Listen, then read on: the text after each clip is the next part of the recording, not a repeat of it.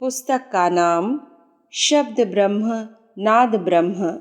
लेखक Pandit Shriram Sharma Acharya. Audio number 6।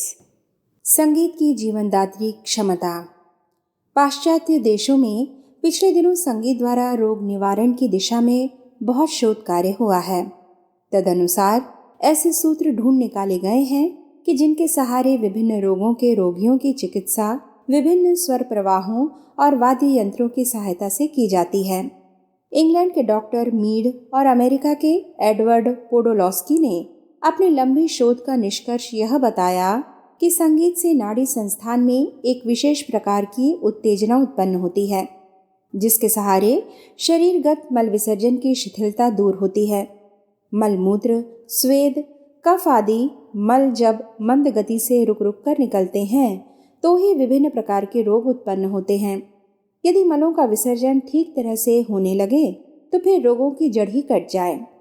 इस संदर्भ में किस मल का विसर्जन आवश्यक है, इस तथ्य को ध्यान में रखते हुए तदनुरूप गीत वाद्य की व्यवस्था की जा सके तो रोगों के निवारण में सहज ही सफलता मिलेगी।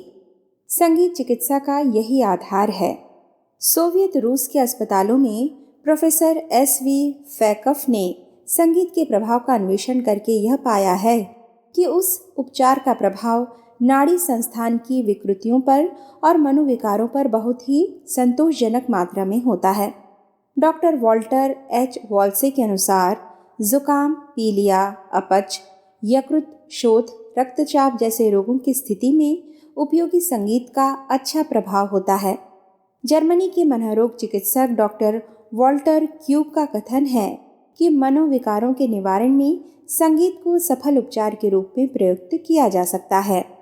लंदन की हॉस्पिटल एंड हेल्थमैन मैनेजमेंट नामक पत्रिका में इंग्लैंड के 6 अस्पतालों द्वारा संगीत का रोगियों पर प्रभाव विषय पर किए गए प्रयोग परीक्षणों का विवरण छपा है, जिसमें बताया गया है कि प्रसूति गृहों में जच्चा बच्चा की मनस्थिति में उत्साह बनाए रहने में संगीत ने बहुत योगदान दिया और अन्य कष्ट पीड़ितों की उदासी दूर करके उनकी जीवन शक्ति को रोग निवारण कर सकने की दृष्टि से अधिक समर्थ बनाया। अमेरिका के डॉक्टर SJ लोडन ने गायकों, वादकों के स्वास्थ्य का परीक्षण करके यह पाया है कि वे दूसरों की अपेक्षा कहीं कम बीमार पड़ते हैं। संगीत को कभी मनोरंजन का एक साधन समझा जाता था, पर अब वैसी स्थिति नहीं रही। वैज्ञानिकों का ध्यान उसकी जीवनदात्री क्षमता की ओर गया है और उसके शारीरिक एवं मानसिक स्वास्थ्य की विकृतियों के निवारण के लिए प्रयुक्त करने के प्रयोग बड़े उत्साहपूर्वक हो रहे हैं। संगीत चिकित्सा का प्रचलन अब क्रमशः बढ़ता ही जा रहा है। मनोविकारों के समाधान में उसके आधार पर भारी सफलता मिल रही है। शरीरगत रुग्णता पर नियंत्रण प्राप्त करने में भी निकट भविष्य में संगीत की स्वर लहरियां महत्वपूर्ण भूमिका प्रस्तुत करने जा रही हैं। इन दिनों गीत वाद्य का उथला उपयोग मनोरंजन और लोकरंजन तक सीमित होकर रह गया है। भविष्य में उसे एक कदम आगे बढ़कर मनुष्य की शारीरिक और मानसिक स्वस्थता का संतुलन बनाए रखने का उत्तरदायित्व वहन करना है। उससे आगे उसे आत्मा के महासागर में से उल्लास और आनंद के मणिमुक्तक ढूंढकर बाहर लाने हैं।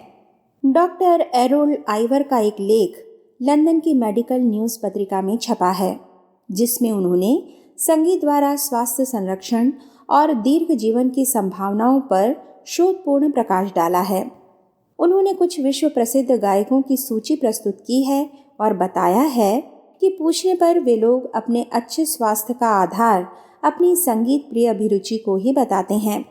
ऐसे लोगों में उन्होंने स्विट्जरलैंड के 88 वर्षीय पिएरे मोंटी, जर्मनी के 78 वर्षीय ओट्टो क्लैम्पर, इटली के 80 वर्षीय सरकेट वेर्डी के नाम का विशेष रूप से उल्लेख किया है।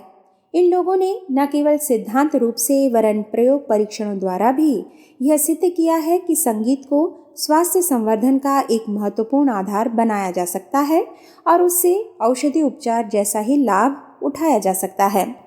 रूस के क्रीजिया स्वास्थ्य केंद्र ने चिकित्सा में औषधि उपचार के साथ साथ संगीत को भी एक उपाय माना है। इस संदर्भ में वहाँ देर से प्रयोग चल रहे हैं। जिनमें उत्साहवर्धक सफलता मिल रही है। अनिद्रा, उदासी, सनक जैसी मस्तिष्कीय रोगों में तो इस उपचार ने औषधि प्रयोग की सफलता को कहीं पीछे छोड़ दिया है। शरीर पर संगीत का प्रभाव पड़ता है, यह तथ्य स्वीकार करने के साथ साथ मनोविज्ञान वेत्ताओं का प्रतिपादन यह है कि इस आधार पर मनोविकारों के नियंत्रण पर अधिक और अच्छी सफलता प्राप्त की जा सकती है। सनक और पागलपन के निवारण में संगीत को आवश्यक उपचार क्रम में सम्मिलित करने के लिए जोर दिया जा रहा है। न्यूयॉर्क के ख्यातिनामा चिकित्सक डॉक्टर एडवर्ड पोडोलॉस्की ने अपने रोगियों को गायन की शिक्षा देकर उनके फेफड़ों को मजबूत बनाने और रक्त संचार को व्यवस्थित बनाने में अच्छी सफलता पाई है। वे कहते हैं, स्वास्थ्य रक्षा की दृष्टि से संगीत एक बहुत मृदुल और सुखद व्यायाम है। उसका लाभ बाल, वृद्ध, दुर्बल, समर्थ सभी अपने अपने ढंग से प्राप्त कर सकते हैं। एक दूसरे डॉक्टर वॉल्टर एच वॉल्से ने जिगर, आमाशय, आंतें और गुर्दे की बीमारी पर संगीत का उपयोगी प्रभाव स्वीकार किया है।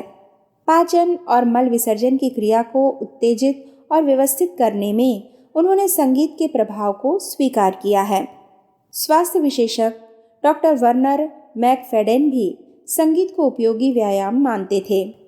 डॉक्टर लीक का कथन है कि यदि संगीत को एक दैनिक शारीरिक एवं मानसिक आवश्यकता के रूप में स्वीकार किया जा सके तो मनुष्य जाति का बहुत हित साधन हो सकता है।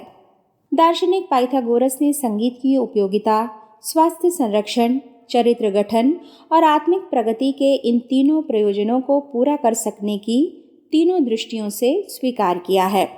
यूनान के चिकित्सक गोलमन तथा मॉरिनन अपने समय के प्रख्यात संगीत चिकित्सक थे। गायन और वाद्य के विविध उतार चढ़ावों का आश्रय लेकर कतिपय रोगों के कष्ट साध्य बीमारों को व्यथाग्रस्त स्थिति से छुड़ाते थे। सर्प, बिच्छू जैसे विषैले जंतुओं के काटने पर उसके दुष्प्रभाव से मुक्ति दिलाने के लिए अभी भी विशेष वाद्य यंत्रों का प्रयोग किया जाता है। यूरोप के इतिहास में ऐसे 3 सम्राटों का वर्णन मिलता है जिन्हें पागलपन की स्थिति से छुटकारा दिलाने में औषधियां असफल रहीं, किंतु संगीत ने उस प्रयोजन को पूरा किया। इंग्लैंड के सम्राट जॉर्ज तृतीय को अन्यमनस्कता मेलेनकोलिया ने धर दबोचा था। इसी प्रकार इजराइल के शासक साल और स्पेन के बादशाह फिलिप पंचम लगभग पागल ही हो चुके थे। उनकी चिकित्सा कुशल कलावंतों ने संगीत के माध्यम से की। फलस्वरूप उन्हें विपत्ति से छुटकारा भी मिल गया। सुप्रसिद्ध संगीतकार तानसेन के बारे में यह कहा जाता है कि वे जन्मतः गूंगे थे। 7 वर्ष की आयु तक उन्हें बोलना बिल्कुल नहीं आता था। उनके पिता मकरंद और माता कालिंदी बाई ने अपने पुत्र के गूंगेपन का उपचार करने के लिए सामर्थ्य भर उपाय कर लिया, पर कोई सफलता न मिली। अंत में एक उपाय कारगर हुआ। उन्हें तत्कालीन मूर्धन्य गायक मोहम्मद गौस की कृपा प्राप्त हुई। वे अपने साथ साथ तानसेन को भी गाने के लिए प्रोत्साहित करते थे। इस पर बच्ची की वाणी खुली। वह न केवल बोलने ही लगा वरन मधुर कंठ से गाने भी लगा। मोहम्मद गौस के बारे में कहा जाता है कि उन्होंने अन्य कई कष्ट साध्य रोगों से ग्रसित व्यक्तियों को अपने संगीत की मधुर ध्वनियाँ सुनाने का उपचार करके रोग मुक्त किया था। उत्तर प्रदेश के रामपुर स्टेट के नवाब के यहाँ सूरज खां नामक एक गायक आते थे। उन्होंने संगीत के आधार पर नवाब को लकवे से मुक्ति दिलाई थी। इसी प्रकार उन्होंने अन्य कितने ही रोगी विभिन्न राग रागनियाँ सुनाकर रोग मुक्त किए थे। संगीत का मनुष्य जीवन को सरस बनाने में बड़ा महत्वपूर्ण स्थान है। यदि संगीत का अस्तित्व मिट जाए तो दुनिया बड़ी ही नीरस, रूखी और कर्कश प्रतीत होने लगेगी। साधारण पशु की अपेक्षा मनुष्य को जो आनंदमयी स्थितियां प्राप्त हैं, उनमें संगीत, साहित्य और कला का बहुत बड़ा भाग है। जड़ पदार्थ में गति उत्पन्न करने के लिए गर्मी का कार्य प्रधान है। अन्य तत्वों से भी गति का संचार होता है, परंतु प्रधानता अग्नि तत्व की ही है। इसी प्रकार चैतन्य तत्वों में जो हलचलें होती हैं, उसके कारण यद्यपि अन्य भी हैं, पर संगीत की उनमें प्रधानता है। प्राणियों के अंदर जो चैतन्य तत्व है, वह संगीत के द्वारा गति प्राप्त करता है, आगे बढ़ता है विकसित होता है। वैज्ञानिक खोज से प्रतीत होता है कि अदृश्य झंकृति के संगीतमय कंपन की प्रेरणा से ही समस्त सृष्टि का काम चल रहा है। यदि यह संगीत बंद हो जाए तो प्रलय में तनिक भी विलंब न समझना चाहिए। संगीत द्वारा सृष्टि संचालन के सिद्धांत को आधुनिक वैज्ञानिकों ने ही ढूंढ निकाला है, ऐसी बात नहीं है। भारतीय तत्वदर्शी आचार्य इन सब बातों को चिर प्राचीन काल से अनुभव करते आ रहे हैं। योग की दिव्य दृष्टि द्वारा उन्होंने ढूंढा कि सृष्टि को कौन चलाता है। उन्हें मालूम हुआ कि पंच तत्वों से ऊपर की भूमिका में एक घंटा नाद के समान झंकृत हो रहा है। उसके कंपनों की प्रेरणा से विश्व में गतिविधि जारी है। पंच तत्व जड़ हैं, इसलिए वे स्वेच्छापूर्वक निरंतर ऐसी प्रेरक गति अविचल रूप से सदैव जारी नहीं रख सकते। अतएव यह कार्य किसी चैतन्य और नित्य शक्ति का होना चाहिए। गुण के अनुसार नाम रखा जाता है। जैसे जिसमें शूरवीरता होती है उसे बहादुर, जो अंट संट बकता है उसे पागल, और जो चिकित्सा करता है उसे वैद्य कहते हैं। उसी प्रकार उस संचालक, चैतन्य, नित्य, ईश्वर सत्ता का नामकरण करने के लिए भी ऋषियों को उसके गुण का आश्रय लेना पड़ा। घड़ियाल में चोट मार देने के बाद जो बहुत देर तक झंकृति होती है, उस झंकृति का उच्चारण करीब करीब ओम जैसा होता है। सृष्टि संचालन शब्द भी इसी प्रकार का है, इसलिए उसका नाम ओम रखा गया। ओम अक्षर का प्राचीन कालीन रूप स्वास्तिक था। अब उसकी बनावट में सुधार हो जाने के कारण स्वास्तिक को ओम लिखा जाने लगा है। योगाभ्यास में कान बंद करके दिव्य कर्णेंद्रिय से अनहद नाद सुनने की जो साधना है, उसका तात्पर्य अपनी चेतना को सूक्ष्म परमात्म तत्व के निकटवर्ती प्रदेश तक पहुंचा देना है। घड़ी के पेंडुलम की तरह हृदय की धड़कन अपना ताल ठेका अलग ही बजाती है। लप डप का क्रम तार बरकी की गरगट्ट की समता करता है। इस तार बरकी से नस नस का पुर्जे पुर्जे का संचालन होता है। डॉक्टर लोग स्टेथोस्कोप यंत्र लगाकर इस तार बरकी के संगीत की परीक्षा करते हैं कि कहीं यह संगीत बेसुरा तो नहीं हो रहा है। वे जानते हैं कि जरा सा बेसुरापन आते ही नाना प्रकार के रोगों का उपद्रव उठ खड़ा होगा। चतुर संगीतज्ञ की आंखों में पट्टी बांधकर सितार सुनाया जाए तो वह उसके बेसुरेपन को सुनकर यह बता देगा कि इस बाजे के अमुक तार में अमुक प्रकार की खराबी है।